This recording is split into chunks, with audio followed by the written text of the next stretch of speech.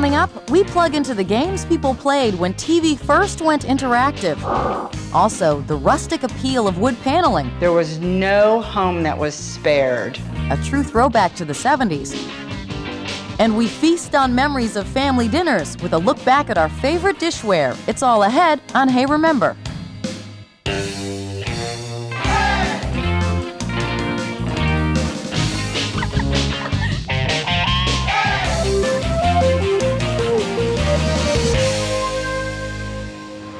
Welcome to Hey Remember. I'm Rachel Boesing.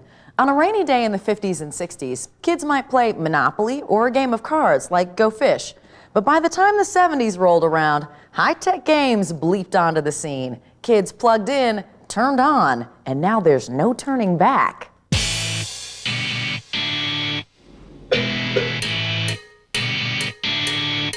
Just about the same time Billie Jean King and Bobby Riggs thrilled us with the Battle of the Sexes, a whole new version of tennis came on the scene. Pong was the best. It had 2 dials on it. The ball goes up and down. Pong wasn't the first home video game system. That was the short-lived Magnavox Odyssey.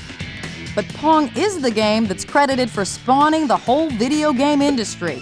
When it was released in 1975, the home version of Video Ping Pong basically blew our minds. We got Pong really early on, and so we were cutting edge. With a few spins of the dial and that hypnotic hollow Pong sound, we were hooked. I can't believe I spent so many hours being entertained by Pong. We have the two blocks that you move back and forth and and then hit the ball. I remember playing Pong at my grandmother's, and she would hold Pong tournaments for us. And winner would get $3, $2, and $1 down the line. Compared to Pong, board games seemed so, well, boring. Pong was a revolutionary new idea of what a game could be. When Pong came out, it was so wonderful because it was magic technology. You didn't see how it worked. It was, all through computer stuff.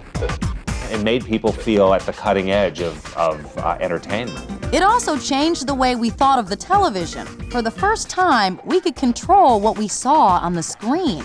The television set becomes more and more the recreation and information center of the home. We were so mesmerized to see that on the TV itself, You were interacting with the TV set. You were doing something that was kind of magical and mystical. Pong was a smash hit for a whole new generation, but it was only the beginning. In 1977, the Atari 2600 landed on the scene. With its interchangeable cartridges, we could play a bunch of brand new games. Of course, everybody remembers Combat, which was the cartridge that most home, Ataris came with. But then there was, of course, Pac-Man and Centipede. I remember going to my neighbor's house because they were pretty popular because they had the Atari. By today's standards, the games were kind of primitive, but we were mesmerized. Back then, the basketball game was just like this was it. This was a basketball goal, and the stick figures would be running around holding like a square, If you used your imagination and forgot about the fact that it was very primitive, you actually had a lot of fun with it. The graphics weren't much, but the sounds were unforgettable. They were weird noises. The boings and and all that. When you died, it would just make like a big, long...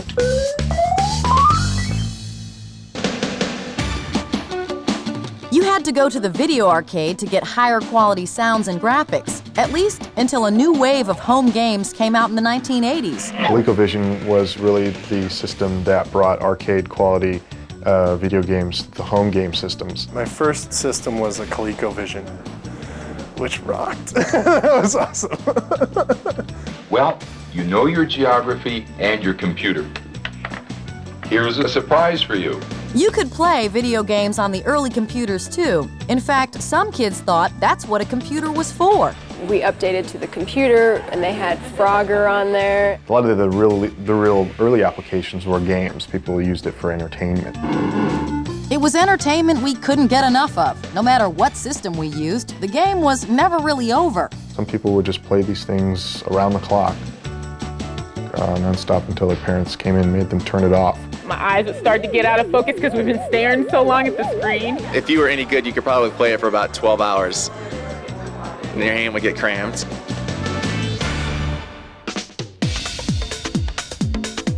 Today, gamers are still passionate about playtime. With high-tech advances, the games are more realistic than ever, and video gaming has grown into a multi-billion-dollar industry. Still, it seems everyone has a fondness for the games they grew up with. For people who grew up in the 80s, it's video games. Certain games that were fun then don't lose their, entertainment value today. Maybe we've outgrown them for now, but at least for a while, nothing made us happier than a joystick in hand and a video game on the tube. One of today's biggest video game companies, Nintendo, was around way before the first computer games. The company was founded in 1889 in Kyoto, Japan, and they made playing cards. Just ahead, remember when dressing up a room was as easy as hanging up some paneling? From mirrors to fake wood, we look back at the quick cover-ups we once considered high style.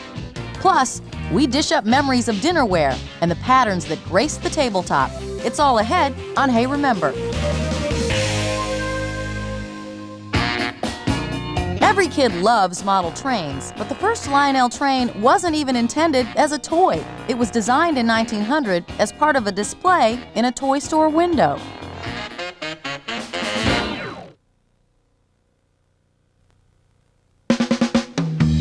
The first swimming pools were built by the Romans, but kids didn't get help staying afloat with water wings until the 1960s.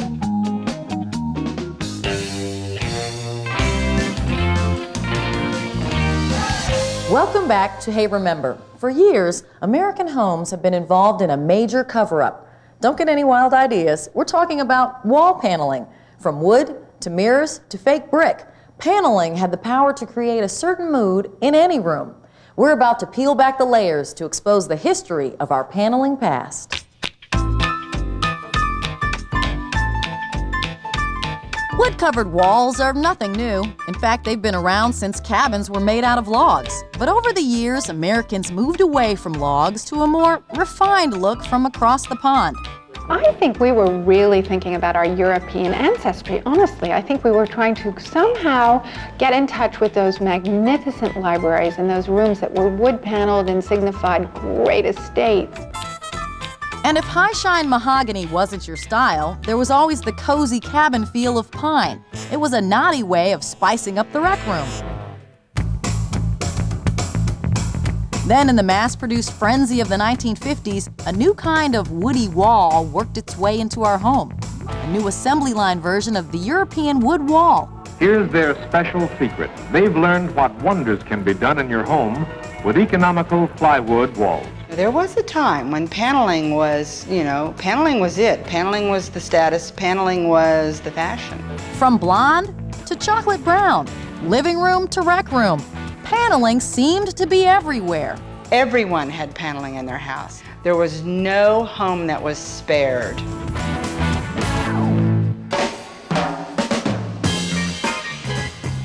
The paneling could be real wood or the fake version, mass-produced in large sheets with imitation wood grain. My dad decided to panel the entire basement. It was an instant finish on your wall, and it set a mood ranging from, clubby to, you could even have it look resorty. With a little well-placed paneling, you could imitate a high-style club room, but down-under decorating was really more common. When somebody says paneling, I think of dark wood paneling in the basement and red shag carpet and a pool table in the middle of the room. I mean, this was like what paneling was all about. It was a rec room staple, for sure. Paneling may have been a staple of basement style, but it wasn't a hassle-free fashion.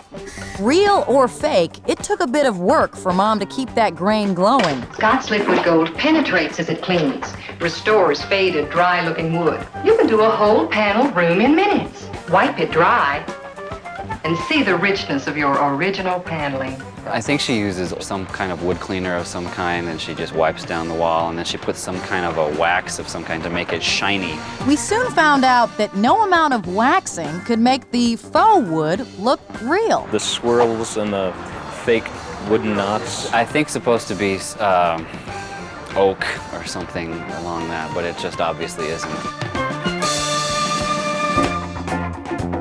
Synthetic paneling didn't just imitate wood. You could also cover your walls with the look of stone or brick. Another type of paneling reflected a desire to multiply your space. The neat thing about mirror paneling is it really serves two functions. A, it looks super cool. B, it could make a small space look bigger.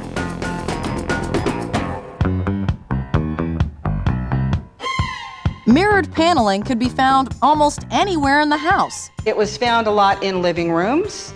Well, if you were James Bond, of course, it was on your ceiling in your bedroom.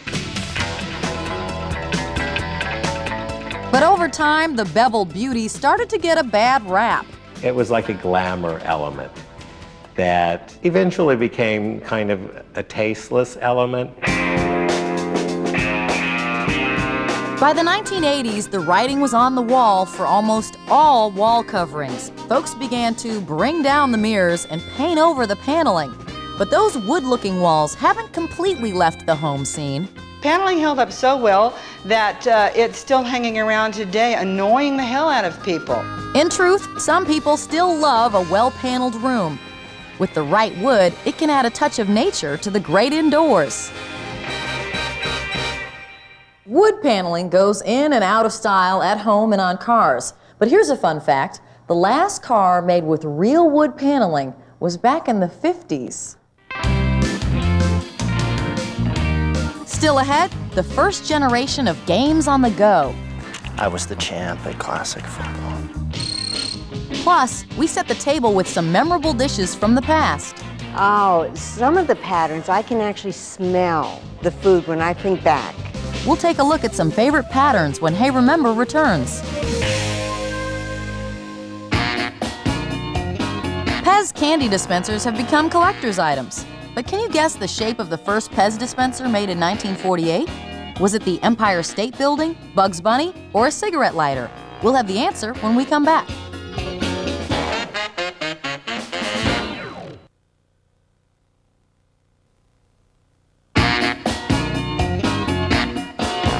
So what was the theme of the first Pez dispenser? The answer is C, a cigarette lighter. Invented in 1948, the first Pez dispenser was marketed to adults, not to kids.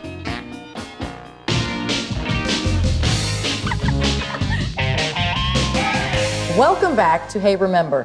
Nothing brings back memories of family dinners like seeing the very same dishes we used night after night, whether you served meals on pink plastic or floral china. A certain plate or bowl is sure to bring back a flavorful past.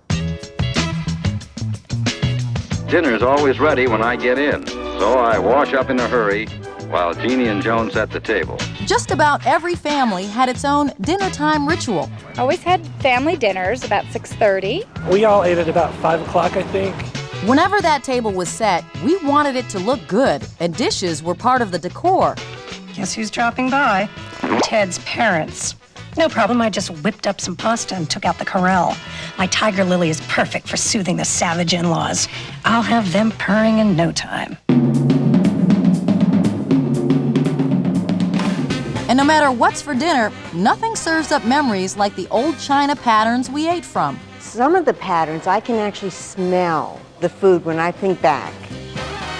There's a lot of nostalgia and there's a lot of memories involved in dinnerware that stems from people being together at the dinner table. At Replacements Limited in Greensboro, North Carolina, they have stacks and stacks of retired dish patterns. So it's likely you'll find an example of the very pattern you grew up with. 10 million pieces in a warehouse the size of 4 football fields, 180,000 patterns. If you broke a favorite plate from the past, you can probably replace it here. You can also get the dish on patterns of the rich and famous. This fine china was favored by the Queen of Camelot, Jackie Kennedy. her influence on the White House in America had a direct influence on the way people bought china.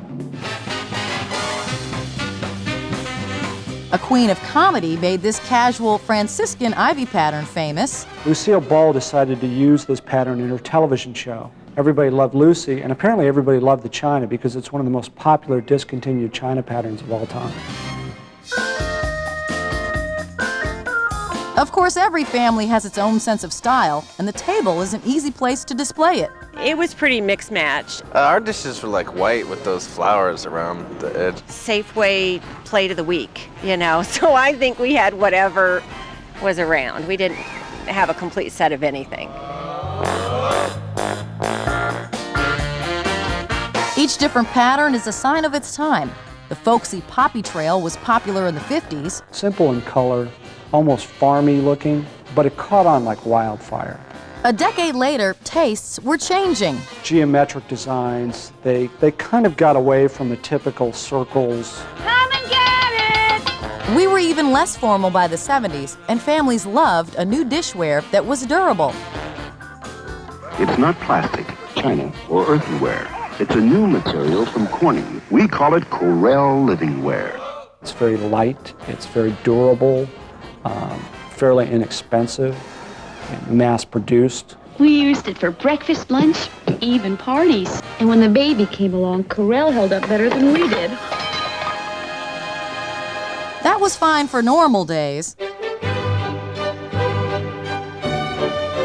But on special occasions, not just any old dishes would do. That's when you brought out the fine china. Rarely would we get to eat off that. When we did, it was just a huge thing. Good dishes were the ones we used at Thanksgiving and Christmas. You had to handle that good china with care, because if you broke a dish, you'd never live it down. Yeah, it's heartbreaking to break a dish. It was a pretty big deal. Got a little hysteria, maybe a little crying, that kind of thing.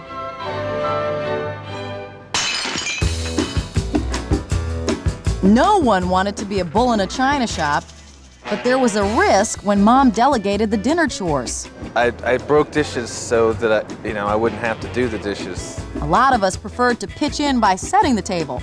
Everybody helps around the house. For in good homes, the children are trained at an early age to be useful. But Mom could be picky about that too.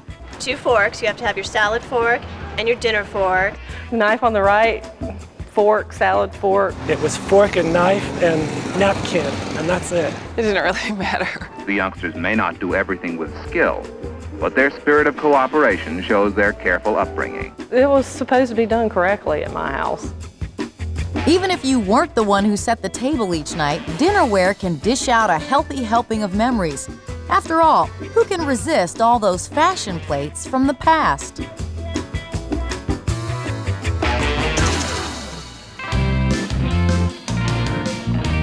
Up next, an early fascination with electronic games you could hold in the palm of your hand. You'd have all your little men on the field, and then you'd kick off, and it would go. When Hey Remember continues.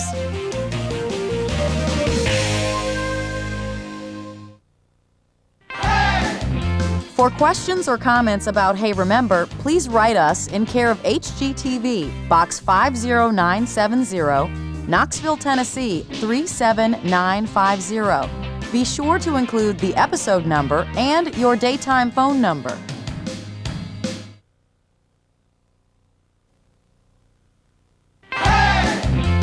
You've heard the saying, the greatest thing since sliced bread.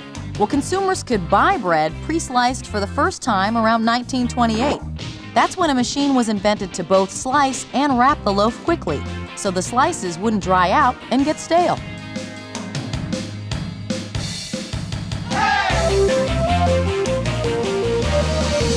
Welcome back to Hey Remember. Earlier we talked about the first wave of electronic games used mostly in the family room or rec room. That was a blast, but we took it one step further with electronic games to go. They were mini versions that fit, come on, in the palm of your hand. The video game craze was in full swing by the late 70s, but kids still had a problem. They could only get their fix at home or at an arcade. Enter the first portable video games. Now you could play anywhere, anytime, no TV necessary. And you could take it to class and you could take it to school, and a lot of kids had them. They're like portable, they're small, you can take them wherever you want to go. You can take them in the back of the car when you're on family road trips. The original handheld games like football and baseball first lit up the scene in 1977, and it didn't take long for the buzz to spread. Mattel Electronics Pocket Football with a built-in computer.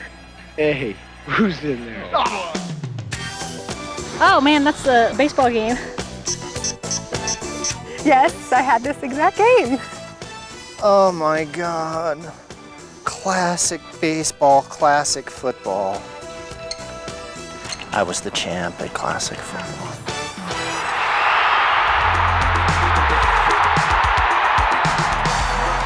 The basic sport games led the way as handheld electronics multiplied at the speed of light. It would light up, and you'd have all your little men on the field, and then you'd kick off, and it would go. Simple. Well, actually, it doesn't have any graphics. Just very simple. The graphics were simple, but back then the game seemed downright futuristic. Today, we might call them Stone Age. I don't think a kid today would play with this for very long. Really, with just like a little bit of a redo, I think nobody would ever know that it was, circa 1979. I have to say that these graphics aren't too bad. Maybe the first handheld games don't exactly seem space age anymore, but the memories can still take us back in time at warp speed. Here's a fun fact. The original handheld football game was created by a microchip company employee after his boss challenged him to turn an ordinary calculator into a video game. Thanks for joining us. We'll see you again next time for another blast from the past right here on Hey Remember.